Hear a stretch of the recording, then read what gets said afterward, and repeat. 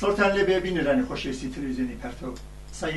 سەی ئەرمانم و بەرنامەی ئەمڕۆی تەلەڤیزیۆنی کوردی پەرتۆتان پێشکەشەکەم. لە بەرنامەی ئەمڕۆیدا توێژێکمان هەیە لەگەڵ دوو کەس لە هەڵسوڕەوانی بزوتنەوەی یەکسانی خوازانەی ژن و ژنان لە کوردستانی عێراق و هەروەها دوو چالاکی سیاسی کە دەیان ساڵە لە بزوتنەوەی سیاسی چەک و کۆمۆنیستی کرێکاری لە کوردستانی عێراقا هەڵسوڕاوانە چ لەو کات لە کوردستان بوون و چ ئەو کات کە ناچارکران بێنە دەرەوە بۆ دەروەی وڵات چالاکانە هەڵسوڕن. سەرەتا ڕێگەم بدەن بە ئەوانتان پێ بناسن بە نزیکەوە. سەوسەن سەلیم و هەروەها گۆنا سەعید، زۆر بەخێر بۆ بەرنامەیە بۆ. بە گۆنا سەعید لە تۆ دەست پێ بکەم. 8 مارسی ئەمساڵ نمونەیەکی بارز بوو لە 8 مارسەکانی چەند ساڵی ڕابردوو، جیاوازی بوو لەوەی کە بزوتنەوەی یەکسانی خوازانەی ژنان لە کوردستانی عێراق بە تایبەتی باشتر بە گشت ئیسلامی سیاسیە چوو. هەر لە چەند هەفتە بەر لە 8 مارسەوە ئەم بربەرەکانەیە لە بینی مۆدرنیزم و یەکسانی خوازی ژنان لەگەڵ کۆنەپەرستی و ڕەجعیەت لە کوردستانی عێراقا بەزەقی ئاشکرا بوو و نمونەی توانندی کە حتمما لە بەرنامەی ئەمڕۆیە گۆشەیەکی لەو ڤیدیۆ کلیپە نیشانەیە کە بەهار مونزر کە لەواقع نوێنەلایەتی ئەفکاری ئێوەژەکە و هاوخەباتی ئێوەیە لە کوردستانی عێراق ئەم نمونەی بەجوانی دەرخست کە چۆن بەرەنگاری ئیسلامی سیاسی بێت. تۆ چۆن یێبینی مەسەلە؟ بەڵێ هەر دقیق وەک باستان کرد 8 مارسی ئەمساڵ جیاوازی و تایبەتمەندی لەو ئەوە هەبوو. ئەویش لە دوای هاتنی داعش لە ساڵی پارە و هێرشی بۆ سەر ناوچەکان و ڕوودانی ئەو شەڕە چەند مەسەلەیەکی زۆر گرنگ توانی کاریگەری لەسەر ڕایگەشتی کۆمەلگا و لەسەر ژنان لەم 8 مارسادا بنێ. یەکەمیان هەروەکو چۆن هاتنی داعش بە جۆرێک هێزی داوەتە هێزە ئیسلامیەکان و مەلایانی دینی کە ئومێد بە خەلافەتی ئیسلامی پەیاکەن و ئەم ئومێدیان لا گەورە بێ، بە هەمان شێوە بە شێوەیەکی پێچەوانە کاریگەری لەسەر بزوتنەوەی ژنان و لەسەر هەڵسوڕاوانی بزوتنەوەی یەکسانی خوازی ژنان و ڕێی ئازادی خوازی لە کۆمەڵگە داناوە. ئەوەی کە زۆر تەکانی بەم بزوتنەوەیەدا سەرکەوتنی ژنان و پیاوانی کوبانی بوو، ئەو مقاومەتی لە بەرامبەر تیرۆریزمی ئیسلامی و داعیشا کردیان و لە هەمان کاتا بیرمان نەچێ مەسەلەی بە قوربانی بوونی هەزارها ژنی یەزیدی کە هەتا ئێستا و کۆیلەی سێکسی وان لەژێر دەستی داعیشا و هەستکردن بە بەرپرسیارەتی بەرەی ئازادی خوازی لەوەی کە ئەم ژنانە ئەبێ ڕزگار بکرێن. بە بڕوای من ئەمانە ئەو ئیلهامانە بوون کە 8 مارسی ئەمساڵ هێزی خۆی لێوە وەرگرت و بینیمان 8 مارسێکی زۆر بەرفراوان ئەگەر کۆی ئەو چالاکیانە ببینین کە لە هەرێمی کوردستان و لە دەرەوە لە شارەکانی ئەوروپا لە نێو ڕەوەندی کوردی سازکرابوون، ئەتوانی بڵێ بە هەزارها ئینسانی ئازادی خواز بە ژن و پیاوە بەشداریان تیا کرد. چەند پەیامێکی زۆر کاریگەریان هەبوو. یەکێ لەوانە کە ئێوە باستان کرد مەسەلەی وەستانەوە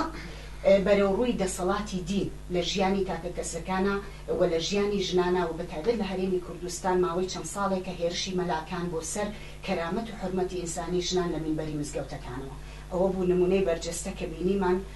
خۆپیشاندانی گروپی ژیان بۆ بەردەم وەزارەتی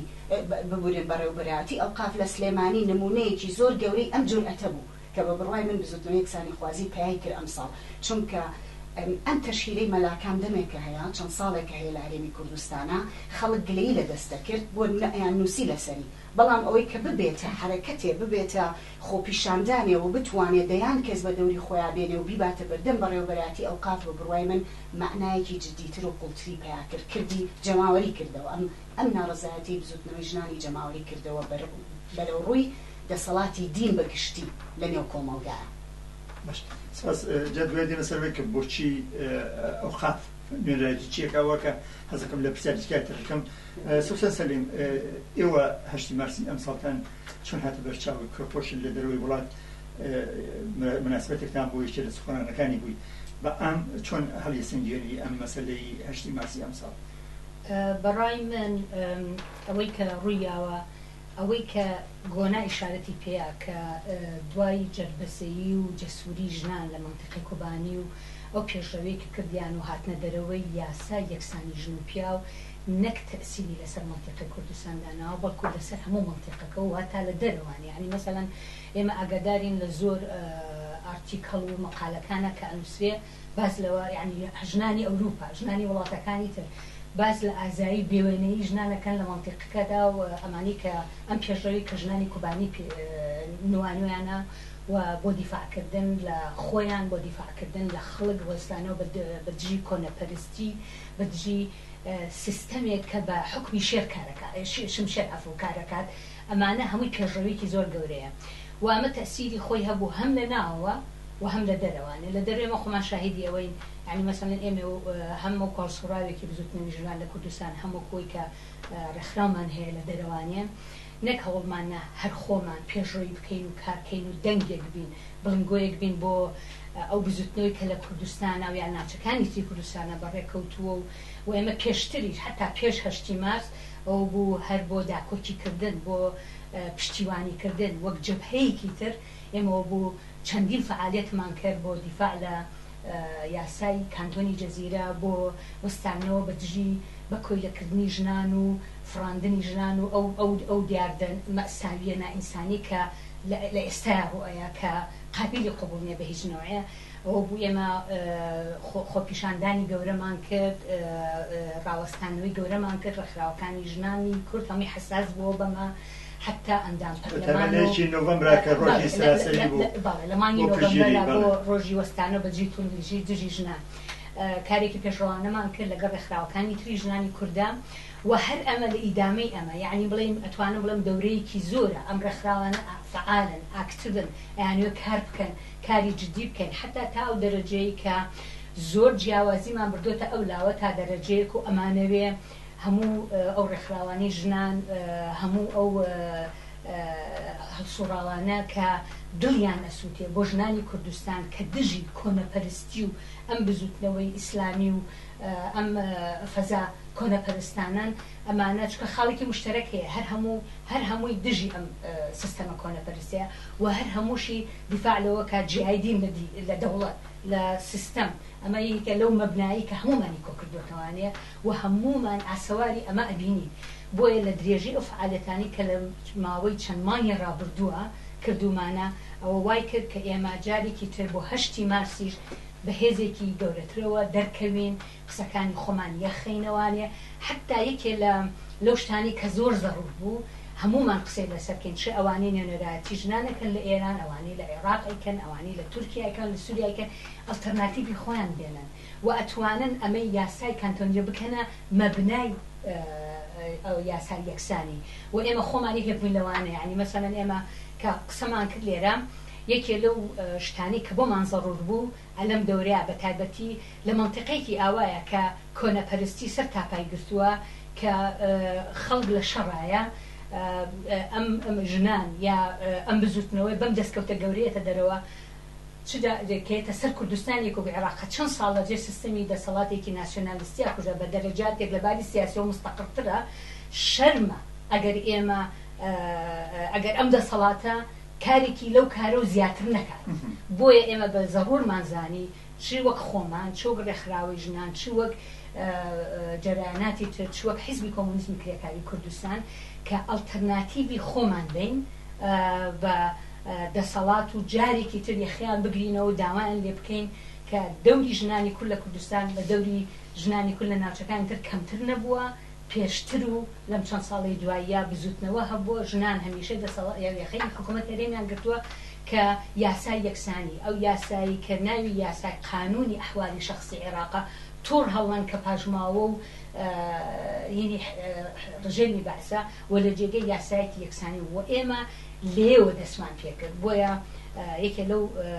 پۆینتانە یەکێ لەو خاڵانی کە ئێمە تەرکیزمان کرد بۆیە سەرین ئەوە بوو کە یاسای ئەڵتەرناتیڤی خۆمان بین وەک یاسای یەکسانی ژن و پیاو لە بەرامبەرەیە و من تەسەوڕەکەم کولەن ئەو کارانی کە کراوە چ لە بەریتانیا چ لە سوید چ لە فنلەند چ لە شوێنەکانی تر یعنی نرخی لەوە نزمتر بەدەستر بووە و هەمووی کاری زۆر پێشڕەوان و جدی کردو و لە هەمان کاتە خۆشمان بە بەشێک لەو بزوتنەوە ئینسانی و ڕادیکاڵ و مەدینێ زانی کە لە کوردستانە دەستی پێکرد زۆر ساز دێمەوە بۆ سەر ئەو باسی کە باست کرد لەسەر پەیوەند بە یاساکانی کە داوتانە بە حکومەت ئێوە باسی هێنتان کرد باسی ئەوەی کە خۆپشاندان کراوە لە بەردەمی ئەوقاف بۆچی و نوێنەراتی چیەکە لە کوردستانە؟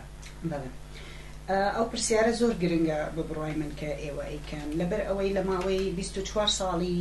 ڕابردووە لە ژێر دەسەڵاتی پارتی وێکێتیە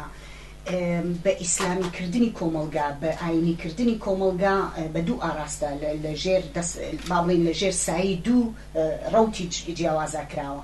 یەکێکیان ڕەوتی ئێمە سێ حیزبی ئیسلامیمان هەیە کە بە ناو بە ئایدنتیتی باڵین بە ناسنامە ئیسلامین و ئەمانە خاوەنی پێگەی جەماوەری لە ڕێگەی چەندین کەناڵی تەلەڤیزیۆنی و ڕادیۆیی و کتێب و هەموو ئەمانەوە ئەمان تا چەند ساڵێک یارمەتی دەوڵەتی ڕەجعی سعودی و قەتەروانش بە دڵنیایی بۆ کۆمەک و یارمەتیانش کە لەلایەن دەسەڵاتدارانی ناوچەکەی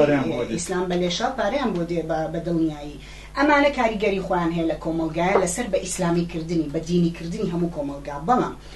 لە بەرامبەر ئەمانە یەکێتی و پارتی هاتوون یەک ماکینەی گەورە دام و دەستگایەکی فراوانی دینیان دروست کردووە و کۆمەڵێک با بڵین دەستگای ئاینی کە زیاتر سەلەفیەکانن لە پاڵ خۆیانە لە بەرامبەر با بڵین ئەم هێزانەی ئیسلامی سیاسی قوتیان کردوونەتەوە. وەزارەتی ئەوقافیان بۆ دروست کردوون یەکێتی گشتی زانایانی ئیسلامیان دروست کردووە چەندین بەڕێوەبەرایەتی و دام و دەستگای ئەوقافیان دروست کردووە. ئێمە زیان لە 5,000 مزگەوتمان هەیە لە هەرێمی کوردستان زیان لە 2400 وتاربێژ کە موچە لە حکوومەتی هەرێمی کوردستان وەرەگرن و ئەمانە چیەکەن دڵنیا بە دڵنیایی ئەمانە قسە و باسییان لە مزگەوتەکانەوە لە میدیاکانەوە تەنانەت میدیای پارتی وێکێتی سۆشیال میدیا سایتەکان هەمووی تەرخان کراوە بۆ ئەم مەلایانە بۆ ئەم پیاوە ئاینیانە کە بە بڕوای من ژەهرای کۆنەپەرستی بڵاوەکەنەوە لەو کۆمەلگایە و بەڕاستی هەدەفمەندانە لەسەر ئازادیەکانی ژنان بە دژی ئازادیەکانی ژنان بە دژی مافەکانی ژنان بە دژی یەکسانی ژن و پیاو لەو کۆمەلگایە کارەکەن و نەک تەنها ئەوە بە بڕوای من ڕۆڵێکی زۆریان بۆ تەرخان کراوە لە نێو خوێندنگاکانە بۆ نمونە دەرسە دینیەکان منهەجەکانی بە شێوەیەک گۆڕاوە کە لە جیاتی خوێندنی مێژووی ئاینی با بڵێن هاتوون شێوازی بە ئاینیکردنی مناڵان و بە ئایدۆلۆژیکردنی ئاین و بە ئیسلامیکردنی مناڵان ئەخوێنن لە نێو خوێندنگاکانە. ئەمانە هەمووی ئەو ڕێگایانن. وەزارەتی ئەوقاف بە بڕوای من نوێنەری گەورەی ئەم هینەیە ئەم ڕەوتە کۆنەپەرستەیە لە کۆمەلگایە کە بە دژی مافەکانی ژنان کاریگەریان هەیە. یەکشت ماوە ئیزافەی کەم لێرە ئەوێژەوەیە کە لە شەڕی داعیش بەدواوە لە ساڵی پارەوە تا ئێستا وەزارەتی ئەوقاف خۆی ئامارەیاتە دەرەوە بۆ نمایەکێ لە ئامارەکانی ئەوەیە کە ژمارەیەکی بەرچاویان کە لە 150ەیە لە کارمەندانی وەزارەتی ئەوقاف چوونەتە نێو داعیشەوە. یەک دوو مانگ لەو پێشیەکێ لەو مەلایەنەی کە موچەی لە وەزارەتی ئەوقاف وەرەگرت خۆی لە نێو داعیشەوە ڤیدیۆی بڵاو کردەوانێ وهانی گەنجانی کوردستانەیە کە بڕۆنە نێو داعیشەوە. وەزارەتی ئەوقاف لە دوای 3 مانگ موچەی ئەم کەسەی بڕی کە چوو بۆ ناو داعیشەوە بە خۆی و بابڵین خێزانەکەیەوە هاتن ڕاگەاندنیاندا کاتێ بینیان لە نێو داعیشا دەرکەوت و قسە ئەکا ئەنجاوەتی ئێمەیە ئەوەش لە دوای ئەوەی فشارێکی زۆریان بۆ هاوڕایان گەیان ئەوە ئێمە موچەکەیمان وەستان. لە لایەکی ترەوە ئێمە بیرمان نەچێ لە نێو دەسەڵاتە لە نێو پەرلەمانە ئێمە چەندین مەلامان هەیە یەکێ لەوانە نمونەی مەلا بەشیرمان هەیە کە چەند ساڵە ئەندام پەرلەمانە لەسەر لیستی پارتی مەلا بەشیر یەکێ بۆ لە فتوادەرانی بزوتنەوە یەکسانی خوازی ژنان لە نەوەتەکانە و کێشمەکێشێکی گەورە لە نێو کۆمۆنیستەکان و ڕێکخراوی سەربەخۆی ئافرەتانە لەگەڵ فتواکەی مەلا بەشیر و بەداخەوە بە کوشتنی هەردوو هاوڕێی کۆمۆنیستمان شاپور و قابیل کۆتایی هات لەو دەورەیە. بۆ نمونە یەکێ لە ئەندام پەرلەمانەکانی کۆمەڵی ئیسلامی کە پێشتر لە دەورەی پێشوە ئەندام پەرلەمان بوو ڕاستە و خۆ کەسێ بوو کە ئەمری تیرۆری شاپۆر و قابلی دەرکرد بوو. بە بڕوای من ئەمانە ئەگەر کۆی کەیتەوە پێکەوە پێمانەڵێ بە ڕۆشنی دەسەڵاتی ئیسلام دەسەڵاتی دینی بەسەر ژیانی ژنان و بەسەر ژیانی ئەم کۆمەلگایەوە کە 24 ساڵە کارەکە لەکێوە سەرچاوی گرتووە. وەزارەتی ئەوقاف یەکێکە لەو دەستگانەی کە دەمێکە بە بڕوای من داوا ئەکرێت کە ئەبێت لا ببرێت لەبەر ئەوەی ئەو کاریگەری هەیەی بەغیری ئەوەی کە بودجەیەکی زۆری بۆ تەرخان کراوە کاریگەریەکەی زۆر کارەساتبارە بەسەر کۆمەلگاوە. ئەگەر شتێکت هەیە لە پەیوەند و مۆزوع ئێستا باسمان کرد ئەوە مجال تێگەنا منە مێ پرسیارێکە لێ بکەم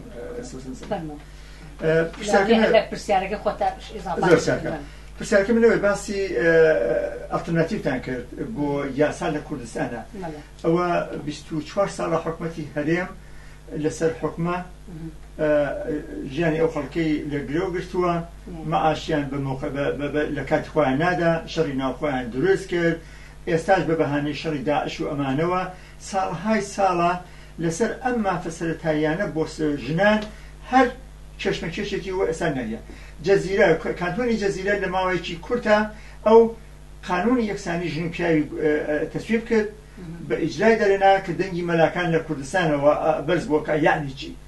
ئەمە معنای نییە چون بۆ لەخوا نەترسن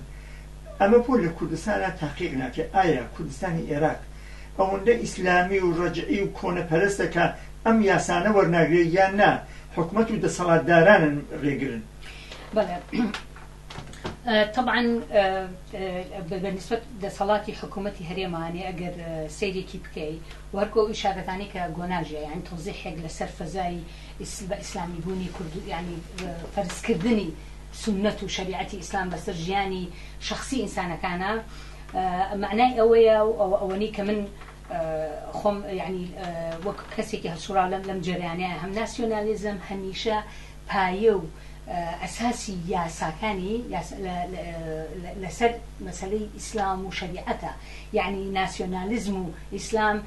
وكو براوان يعني بلام يتم مصلحتي يعني لو ناسيوناليزم يقول كي نيتوا قد نيتواني وفاصلة بكيش لقل إسلام ويا لقل أساسيات ومبادئ إسلام ويا شريعته وهمو كاتل لباشترين شوية من بير مجاري كان كرخراوي سر بخوي أفرتان زور أكتب وكاري جدية كروبرة جامعة باسي قورين قانون أحوالي شخصية كر خودي جلال طالباني وتي إما هولين يلا راستا ياسا كان ما في جنان بيان كاربكين بلام هني اشتكي لقرآن أو تأمنات وندسيلة بين وكم مسألة ميلاد بونمونا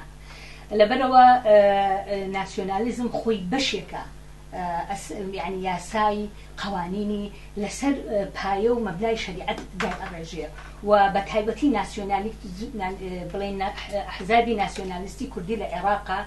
نيونراتي دواكوترين جوري ناسيوناليزم كان لكردستان بويان سخته وأمان رغم أوي كهيتشان نكردو رغم أوي كوا بزوتنوي جنانها بو بزوتنوي كي بيجوانها بو بداكوتي لا ياساي يكساني جنوبيا بو وستانو بجي قانوني أحوالي شخصي عراق بو وستانو جي كشتني ناموسي هر خود زاني كشتني ناموسي بو ديادي روش لكردستان و بدرجي 24 سالة لبرامبر كشتني هزارها جن بپنجه دست اجماریت چند پیاو محاسبه کرا و زندانی کراوه يعني همو اواني كردس يعني لكشني جنانه آزادن تا اقاتن مستوى برلمان خوي يعني كس حتى لناو كسي اندامان ناو برلمان ام ديار ديوياوه لبنوا ام فزايا يعني خوي ناسيوناليزم خوي لبشتيويتي ام كنا برستي خوي لبشتيويتي خوي نايا بهج نوع هر اوجو كهات سرد صلاه لو شيني رجيني بعث شو يدرو لو شنو لسان فكر يعني هر عيني يا ساو قوانين يعني هنا وسفانيا بس خلقه وبقرا تنكر بكار هنا بونمونا يكي لبندكاني قانوني احوالي شخصي عراق باسي ما دي سو ينزاد باسي كشني ناموسيه يعني على خزان هن خلق بيان هي بوي خزان كسي كاريكي كركا او خزانه او كسر شرمندار كبوي هي كبيكوجد يعني لجنة يدخلي الشرفه امان ام ياسا لكردستان زور تنتر بكارها وتاعش بيني لما يتشن صالي رابردو بحزاره هرجن جاني ان دزايان يا كجراون يا خوان اجبار بكراون كخوان بكوجن اما اويك رويا ولا 24 صالي رابردو او كناسيوناليزم زور بس بدربستانه بوا برامبر با یاسای یەکسانی بەرامبەر بە مافەکانی ژنان بەرامبەر بە بزوتنەوەی ژنان هەروکو گۆنا ئیشارەتی پێکرد ئەو بزوتنانێک کە هەمووی سەرکوت کرا ئەوەی کە ئێستا ماوە ئەگەرچی ڕێکخراوی گروپی ژیان هەیە کە تەشکیلێکە لە چەندین گروپ ئەگەرچی بە شکلی جۆرا و جۆر ئەو ڕێکخراوانەی کە بەڕێکخراو مەدەنیەکان ئەزانن دنیان بەرز کردوتەوە ناڕەزایەتی پیشان ئەیان لە بەرامبەر کوشتنی ناموسی بێ لە بەرامبەر دیاردەفرەژنی بێ لە بەرامبەر دیاردێکە بەڵام ناسیۆنالیستی کورد نەک ئاڵوگۆڕی نەهێناوە بە شێوەیەکی پۆزیتیڤ بە شێوەیەکی ئیجابی بەڵکو بە عەکسەوانێ ئەوزاعی ژنانی بەرەو دواوتر بردووە قانونی یاسای فرەژنی یەکێکە لەوەی کە ئەو ڕاستیە سلمێن یعنی گەورەترین بێحرمەتیە بە موقعی ژنان ئەوەی کە پیا حەقی هەبێ لە ژنێ زیاتری هەبێ یان مەسەلەن سپاردنی کێشەکانی ژنان بە دایرەی ئەوقاف و بە سولحی عەشایری و بە مەلا و بە شێخ ئەمە حتا قسەکردن لەسەر ئەوەی کە قبولکردنی زەواجی ژێر عمری ڕشت لە ڕێگەی مەلا و دەستگا دینیەکان بەڵێ ئەمانە هەمووی بەواقعی ڕوویاوە و ئیدامەی هەیە مەوجودە بۆیە هەر لەم نێوەیە بوو هەر لە ئەنجامی ئەم کۆنەپەرستی کە هەبووە هەر لە زۆوانێ وواقعان بەشێک لە مشکلەی ئێمە ئەوەیە تەرکیبەی ئەم ئەحزابی قەومی کوردیە تەرکیبێکی عەشایریە تەرکیبێکی خێڵەکیە تەرکیبێکی خێزانیە و ڕەبتی نییە بە شتی خەڵکەوانێ ڕەبتی نییە بەوەی کە جواب بە شتی خەڵک باتەوانێ بۆیە سیرەکەی لە خوارەوە ناڕەزایەتێکی زۆر هەیە بەرامبەر بە سیستەم بۆ سیستەمێکی هەیە بۆ خۆ دیشارەتت پێەیە هەر لە ئاو کارەباوە بیگرە هەر لە پێدارسەکانی ژیانە بێت تا ئەگا بە گەورەترین مشکلە کە مشکی مەسەلەی ژنانە مەسەلەی مناڵمە مەسەلەی تە بەڵام کە مەسەلەی ژنانە هەموو ئەمان جوابێکیان نییە ئەمان هیچ ناکەن لە ڕاستای ئەوانەیە بۆیە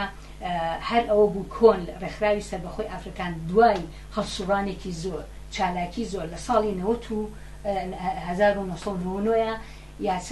یاسای یەکسانی ژن و پیاوی دەرکرد و ئیعلامی کرد و یای بە حکوومەتی هەرێم کە لە بەرامبەر قانونی ئەحوالی شخصی عێراقا وەک ئەڵتەرناتیڤێک ئەمە پەیڕۆ بکەن هەڵبەت دەسەڵات نەک جوابی بە هیچ بەندێک لە بەندەکانی ئەو یاسایە نەیایەوانەیە و نە هیچی قبول کرد و نەجواب بە هیچ بەندێکی یایەوانەیە بەڵکو بە عەکسەوە بەپێچوانەوە ئەوە بوو هێرشی کردە سەر ڕێکخراوی سەربەخۆی ئافرەتان هەموو فاعیلەکانی گر هەموو بەتایبەتی یەکێتی نیشتیمانی کوردستان هەموو ئیشەکانی بایکۆتکردن حتا ئێستاش ئەرشیفی ئەم ڕێکخراوە لای حکوومەتی هەرێمە و یعنی بە شێوەیەکی سەرتا کوشتنی 5 کەس لە هاوڕێیانی حیزبی کۆمونیستی کرێکاری عێراق کۆتایی هاو بەڵام ئەم دەنگەی کە دەنگی ئازادی و یەکسانی ئەم دەنگە چەند هەوڵیان ناو ناتوانن بیکوژن یا بیمرێنن چونکە خەڵکێکی زۆر لە خوارەوە ناڕازیە بەم سیستەمە هەر بۆشە مەسەلەن ئێمە هەمیشە ئەگەر چی لە دەرەوە بەڵام هەر دەنگێکی ئازاد و پێشڕۆ بووین یا لە ناوانەیە لە ڕێگەی ڕێکخراوەکانەوە بێ ڕێکخراوە مەدەنیەکانەوە بێ پێشڕەوی زۆریان پیشانداوە و دوا بە دوای ئەم ئاڵوگۆڕیانی لەم ئەخیرەیە کۆگۆنای شارتی پێکرد کە ڕوویاوە ئەوە جارێکی تر ئێمە دڵنیا ئەکاتەوە کە ئەبێ ئەو قانونی یەکسانی ژن و پیاوە جارێکی تر لە کوردستانە بێتە ناوانی و بە شێوەیەکی جدی کاری لەسەر بکرێ و بسەرێنێ بەسەر ئەو دەسەڵاتە یان جارێتەوە دەسەڵاتە یا ئیکات یاوەتە ئەگەر پێی نەکرێ من دڵنیام خەڵک جارێکی تر ڕازی نابێتەوە بەو بە حکمی شمشێر کاردانەوەیەکی زۆری بووە ئەو قانونەی کە لە کانتۆنی جەزیرە تەسویب بوو و بە ئیجرا دەرهێنرا مەلاکان تووڕەبوون لە کوردستان لە زۆران مەلا کامەران قوشتەی بوون و دەستیان کرد لە منبەرەکانەوە ئەمە یانی چی ئیهانەیە لایچکەوە کۆمەڵانێکی زۆری خەڵک و ژنانێکی زۆری دڵخۆش کرد بۆی کە ئومێدێکەیە لە نهایەتی ئەم تۆنێ لە تاریکەیە لەم دنیا ڕەشەی کە داعش و کۆنەپەرستی باڵی ڕەشی کێشا بەسەر کۆمەلگایە ئومێدێکەیە کە ئینسانیەت زیندووە و ئەکرێش لێ بکرێت ئێوە پێتان وایە ڕێگریەکانی ئەم یاسانەی کە لە کانتۆنی جەزیرە تەسویب بووە لە کوردستان عێراقا چییە و چۆن ئەتوانن چالاکانی بزوتنەوەی یەکسانی خوازانەی ژنان بەرهەڵستی بن و ڕێگەی بۆ خۆش بکەن کە ئەوەش ببێتە یاسایەکی لازم الئیجرا لە کوردستانی عێراقیە بۆ وەڵامی ئەو پرسیارە حەزەکەم سەرەتا لێوە دەست پێ بکەم کە خودی ئەم یاسای یەکسانی کانتۆنی جەزیرە لەکوێوە هات لە مەنتیقەیەکە کە بە تەواوی ئەو دەوڵەتانەوە بە ئیسلامی و نائیسلامیەوە بۆی کە خۆشی بە عیلمانیە زانێ بۆ دەیان ساڵە یاسای لەو بابەتە نەبووە بەغێری تونس نەبێت کە لە ساڵی پەنجاکانی سەدەی ڕابردووە یاسایەکی سکولاری لەو شێوەی هێناوە تەواوی ئەو دەوڵەتانەی تر حتا بە ئوردون و بە حوسنی مبارەک و باوانەی خۆشیان بە عیلمانی زانیوە هیچ کاتێ یاسایەکیان نەهێناوە دین تایە جیابێ لە کاروباری کەسێتی هەمیشە ئیسلام سەرچاوەی ڕێخستنی کاروباری ژن و پیاو بووە لە میراتا لە مارەیە لە زەواجا لە جیابوونەوەیانی لە بابڵێ نەفەقەی مناو هەموو ئەمانەیە یاسای کانتۆنی جەزیرە بە بڕوای من یەکەمیان وەکو نووسەرێک لە CNN نووسی بووی ناکرێت تۆ ژنانت لە ڕیزی پێشەوە خەریکن شەڕەکەن شان بەشانی پیا و باشتریش لە پیا و هینەکەن خۆیان نەسەلمێنن تۆ بێ بە یاسایەکی باری کەسێتی ئیسلامی کۆیلەیان کەیت و بە پلەدوودایانێ ئەمە ناکرێیانی دەستکەوتێکی ژنانی کوبانی و خەباتی ژنان بوو لەو منتیقەیە کە ئەم یاسایی هێنایە پێشێ بەڵام لە هەمان کاتە بەشێکیشە لەو شەڕە فکری سیاسی کە ئەبێ لەگەڵ داعشی زمان بکرێ بیرمان نەچێ داعش هاتووە بە پەیامێکی سیاسی و فکریەوە بۆ ناوچەکە ڕاستە شەڕەکە و هینەکە باڵێن ئینسان کوژە بەڵام لە هەمان کاتە هاتووە بەدیلی پێیە ئەڵێ خەلافەتی ئیسلامی بەدیلە لە منتیقەیە هەڕەشە لە هەموو دەسەڵاتێکی ئەو منتیقەیە کە ئەڵێ خەلافەتی ئیسلامی تەنها بەدیلە خەلافەتی ئیسلامیش معنای یاسای شەریعە کانتۆنی جەزیرە هادووتی نە وتی لە بەرامبەر ئەم شەڕە ئایدۆلۆژیی تۆیە ئەم شەڕە فکری تۆیە جا من یاسای یەکسانی ژن و پیاوە هێنمە پێشەوە ئەمە شەڕە لە بەرامبەر تۆیە بە بڕوای من ئەبێ ئێمە ئەمە ببینین حکوومەتی هەرێمی کوردستان کانتۆنی جەزیرە نییە لەمەیە ئەو دەور و نەخشەی نییە بۆ کانتۆنی جەزیرە هێزێکە بە بڕوای من خەڵکی لە دەوری خۆی ئیستیفادەی کردووە لە پێشکەوتن خوازی خۆی وەڵامی داوەتەوە بە دەور و نەخشی ژنان چۆتە ژێر فشاری ژنان ئەم دەورە ئەگێڕن من ناتوانم کۆیلەیان کەم بە یاسا حکوومەتی هەرێم 24 ساڵە خۆی هەڵەیە ژنان کۆیلەکە خۆی هەڵەیە بەم شتانی کە پێشتر باسمان کرد بە هێنانی دام و دەستگای دینی بە هێنانی یاسای دژە ژن و دژە ئازادی بە هێنانی دەنگ و ڕەنگی خێڵ و سڵحی عەشایری و مەکتەبی کۆمەڵایەتی گەورە لە نێو کۆمەڵگایە کە کێشەکان حەلکەن بە نەبوونی یاسای سیستەمێکی دادوەری کە یاسا وەکو خۆی بەرێتە ڕێوانێ و هەندێک لەو یاسایانەی کە ئەکرێ بە قازانجی ژنان بێ وەکو خۆی بەرێتە ڕێوە و دەرهێنانی کێشە کۆمەڵایەتەکان لە دەستی یاسا و لە دەستی دادوەرەکان هاتووە چی دروست کردووە ژێردەستەی ژنانی کردووەتە واقع لە کۆمەڵگایە هاتووە خۆی شەڕەکە لە بەرامبەر یەکسانی ژن و پیاوە و خۆی بۆتە نوێنەری ئەم نایەکسانیە بۆیە من پێم وایە ئەبێ ئەم جیاوازیە ببینین حکوومەتی هەرێمی کوردستان خۆی دەسەڵاتی هەرێمی کوردستانی یەکەم ڕێگرە لە بەردەم یاسای یەکسانیە سیستەمەکەی شێوەی پەرلەمانەکەی دەستورەکەی کە دینی ئیسلامی بە سەرچاوەی سەرەکی یاسا داناوە لە هەرێمی کوردستانە ئەمە ڕێگری ئەسڵەکانە بۆیە من هەمیشە لەگەڵ ئەوەیان کە بزوتنەوەی ژنان هەمیشە ئەبێ بە دوای ڕیفۆرمەوە بێ بە دوای یاسای باشترەوە بێ بە دوای باشترکردنی وەزعی ژنانەوە بێ مەسەلەن ئێمە پشتیوانێکی زۆر لە یاسای دژی تونند و تیژی خێزانیەکەی بوو ئەمانەیە جێبەجێ بکرێ هاوارێکین بۆی جێبەجێ بکرێ بەڵام حکوومەتی هەرێم ئەم یاسایی هێناوە 4 ساڵە دایناوەکو وەرەقە باڵین بە عەرەبی ئەڵێن حیبرون مەرەکەب لەسەر وەرەقە دایناوە لە نێو پەرلەمانە تۆزی لێنیشتووە بۆ نمونە بەهانەیان هەیە ئەڵێن کۆمەڵگاکەمان وەری ناگرێ ئەمە حقیقەتی هەیە من خەریکە دێمە سەر ئەوە کە بڵێم ئەم بەهانەیە با بڵێن ئەمە وەکو ڕێگری سەرەکی باسەکەن حتا ژنانی نێو دەسەڵات سەر بە یەکێتی و پارتی ئەڵێن با بە کۆمەڵگاکە دواکەوتووە و کۆنەپەرستە و قوبوڵی ناکا لێمان لە کاتێکە من لە بیرمە نێچیرەڤان بارزانی ئەو کاتە سەرۆکی حکومەت بوو کابینەی 6 پێم وایە کابینەی 5 لە 2008 خۆی وتی لە 170 خەڵکی کوردستان ئازادی و یەکسانیانەوێ لە ئێمە ئاوای وت لە خیتابێکە کە لە ڕۆژی بابڵێ لە کۆنفرانسێکە لەسەر مەسەلەی ڕۆژی جیهانی دژی تونند و تیژی قسەی کرد وتی لە 170 حتا لەسەر فرەژنی وتیان لە 170 خەڵک دەنگیەوە فرەژنی بە هەمان شێوە خەڵکی زۆر فەرزیشیان کۆمەڵگەیەکت هەیە بە بڕوای من ڕاستە کۆمەڵگە خەڵک دینی ڕسمی ئیسلامە، خەڵک لەسەر هەویەی ئیسلام نووسراوە، بەڵام بە هەزار شێوە خۆی نواندووە، قسەی کردووە، نمایشی کردووە کە نەک تەنها لە مەسەلەی ژنانە بەڵکو لە مەسەلەی مەدەنیبوونی ئەم کۆمەلگایە خۆی نیشانداوە کە چ کۆمەلگەیەکی مەدەنیت هەیە، چ کۆمەلگەیەکت هەیە بە بڕوای من ئارەزووی ئازادی و یەکسانی ژن و پیا ئەکا لە بەشێکی زۆر. تۆ تەماشاکە بەم هەموو زەخت و زۆرەوە بە بڕوای من کە حکوومەتی هەرێم و ئیسلامی سیاسی لەسەر ژن دروستیان کردووە، تۆ تەماشاکە لە هەرێمی کوردستان ژنان چەندە لە نێو کاران، چەندە لە نێو خوێندنان، چەندە سەرکەوتون لە بوارەکانی خۆیانە، چەندە لە نێو سیاسەتان. جا قسەم لەوە نییە باشە یا خراپە سیاسەتەکەیان، قسەم لەوەیە وجودی ژن، هاتنە دەرەوەی ژن، تەواوی ئایدۆلۆژیای ئەم دەسەڵاتە بەدام و دەستگاکانیەوە ئەڵێ ژن ئیشی ماڵەوەیە و مناڵ بەخێوکردن و چێشلێنان و خزمەتکردنی مێردە. مەلاکان هەمویان وامان پێڵێن، بەڵام ژن زۆربەی زۆری وا لە دەرەوە کارەکە بە بڕوای من لەگەڵ هاتنی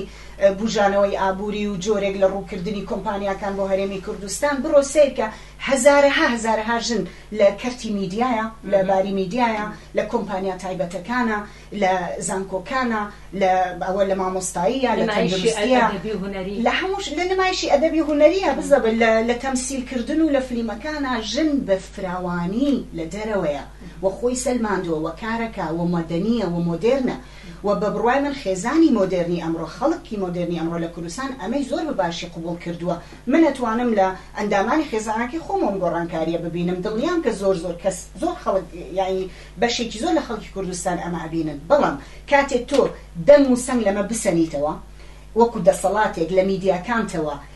ئیش ئەوە نەبێ ئەم پێشکەوتن خوازی ئەم مەدەنیەتە زەقت بکەیتەوە لە نێو کۆمەلگایە و ئەمە بە کەلتوری گشتی کۆمەلگا بناسیێنی بە دنیای دەرەوە، بە دڵنیایی وا لێ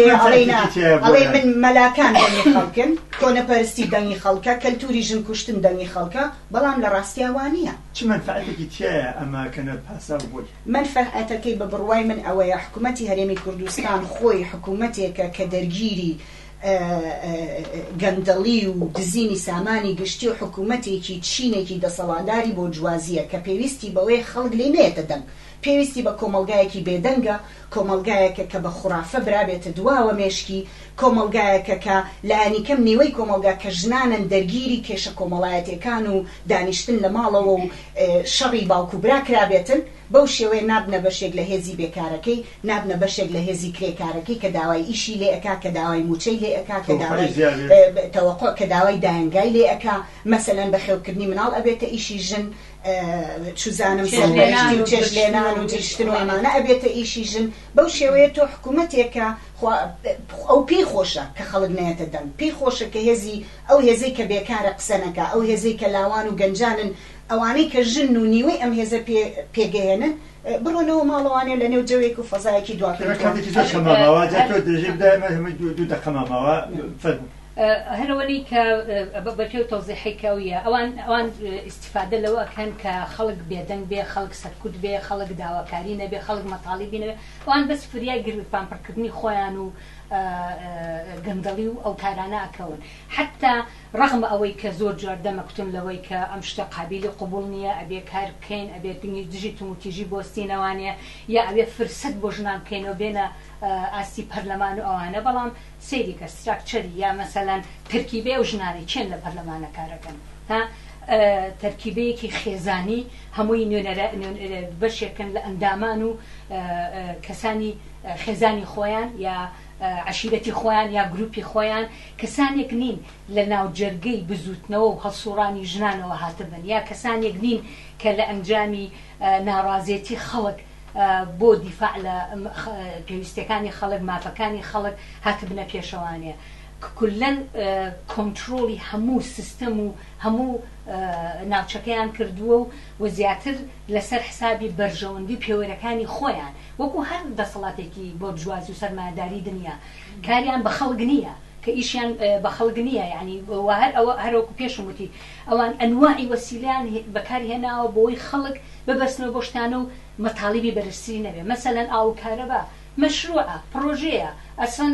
بڕێ پارەی تاسەفەکەیت و دایە مەزرێنی، بۆچی لە ماوەی 24 ساڵە تا ئێستا نە ئاو نە کارەبا لە کوردستانە دابین نەکراوە تەواوەتی. وڵاتی نەوتە نەوت لە وڵاتی ئێمە بۆ خەڵک لە هەموو شوێنە گرانترەوە ناشیدێن، نایەن بە خەڵکەکە یعنی مەسەن لە هەموو ڕێ کە سەیرەکەی ئەمانە خەڵکیان گیرەوە کردووە ڕۆژێک بنزین نامێنێت سەیرەکەی بە هەزارە هەسیارە سەری گرتۆ بۆی بنزین بکڕێت خەڵکیان بەستۆتەوە بەو شتانەوانێ و بۆ ئەوەی سەربەرز نەکەنەوانێ مەتاڵیبی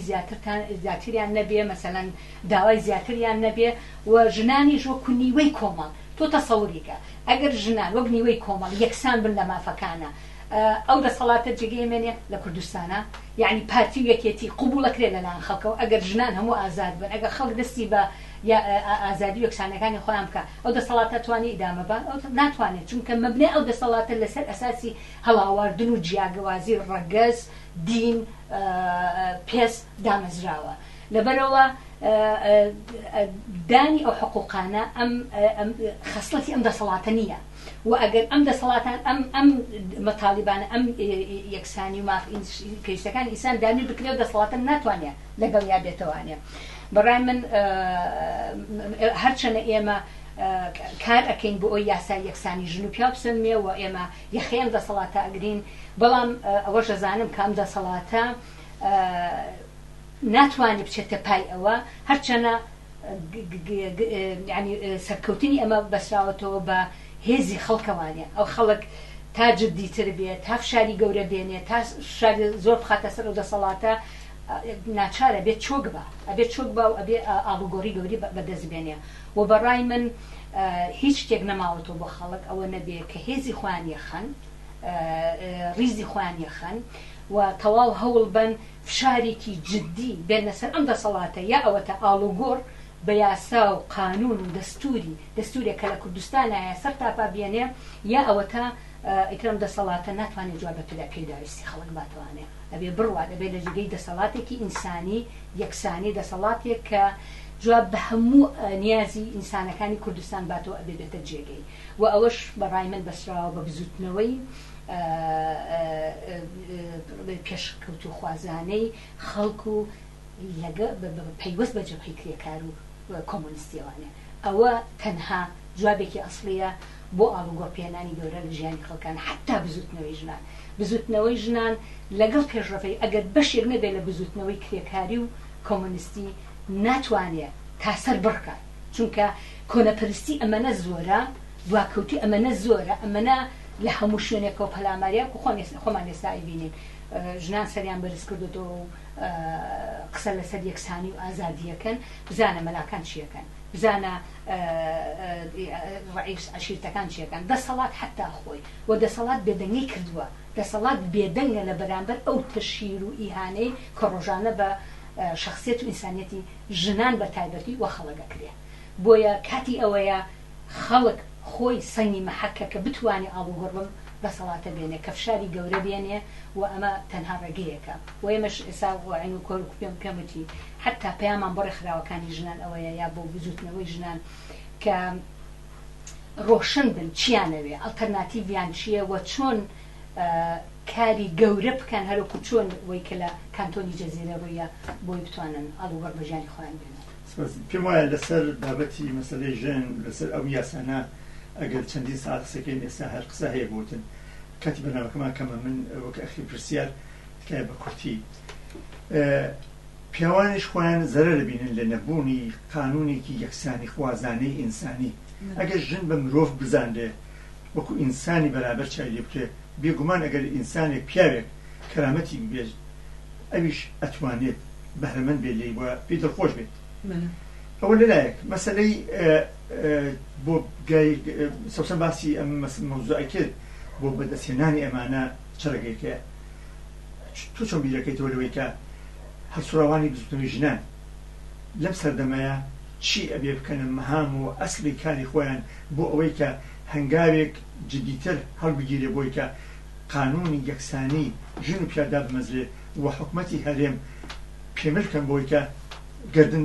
کەچا بۆ ئەم حەقی یەکسانی میلیۆنها ژن لە کوردستانە بەڵێ بە بڕوای من ئێمە من تەئیدی هەموو قسانانکەم کە سەوسەم کردی